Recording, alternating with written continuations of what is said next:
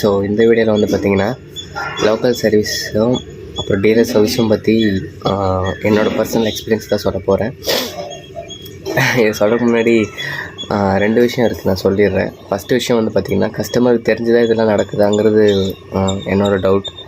And 2வது விஷயம் வந்து பார்த்திங்கன்னா லோக்கலில் சர்வீஸ் பண்ணுறவங்க வந்து என்ன இருந்தாலும் பண்ணுறது அவங்களுக்கு கஸ்டமருக்கு தெரியுதாங்கிறது எனக்கு தெரியல. ஸோ இது 2 விஷயமும் பார்ப்போம். அதால் எனக்கு என்னென்னா வேறு கையில் மருந்து வச்சுருக்கேன். ஸோ தெரிஞ்சிருக்கோம் இப்போ எவ்வளோ பெயின்ஃபுல்லாக இருந்திருக்குன்னு.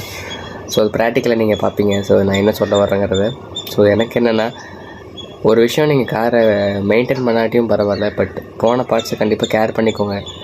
நீங்கள் எப்படியும் உங்கள் சர்வீஸில் பார்த்துப்பாங்க, நம்ம காசு கொடுத்தா போதும் எல்லாம் பண்ணிப்பாங்கன்னு மட்டும் தயவு செஞ்சு அப்படி நினச்சிடாதீங்க.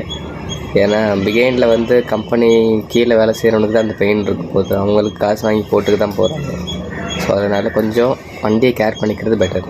ஸோ ப்ராக்டிக்கலில் பாருங்கள், நான் என்ன மாதிரி கம்ப்ளைண்ட்ஸ் லோக்கல் சர்வீஸ் பண்ணியிருக்காங்கன்றதை நான் காட்டுறேன். ஸோ கஸ்டமருக்கு தெரிஞ்சுதான் இது நடக்குது, பட் அவர் நோட்டீஸ் பண்ணாமல் பண்ணுறதுனால வேலை செய்கிறவங்களுக்கு அதோட கஷ்டம் இருக்குது. ஸோ இது என்னோட தனிப்பட்ட ஒப்பீனியன். ஸோ ப்ராக்டிக்கலாக பாருங்கள்.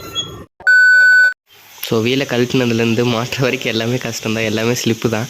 ஸோ உங்களுக்கு காட்டுற பாருங்க, கீழே லோவர் அம்மட்ட நட்டு ஸ்லிப்பு, அதுக்கப்புறம் ஷாக் அப்சரில் வர நட்டு ஸ்லிப்பு, ஸ்டேரிங் பாக்ஸ் நட்டு கூட ஸ்லிப்பு தான், பூட்டு லீக்கு, அப்புறம் அந்த ட்ரைவ் கீர் ஆயில் ஊற்றுற ஃபில்லர் அண்ட் ட்ரெயின் ப்ளக் 2மே ஸ்லிப்பு, பெட்டை இறக்கி தான் பண்ணணும்.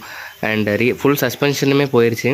அண்ட் ரிஜிட் ஆக்சிலேருந்து பாடி ஃப்ரேம் எல்லாமே வீக்காக தான் இருக்குது.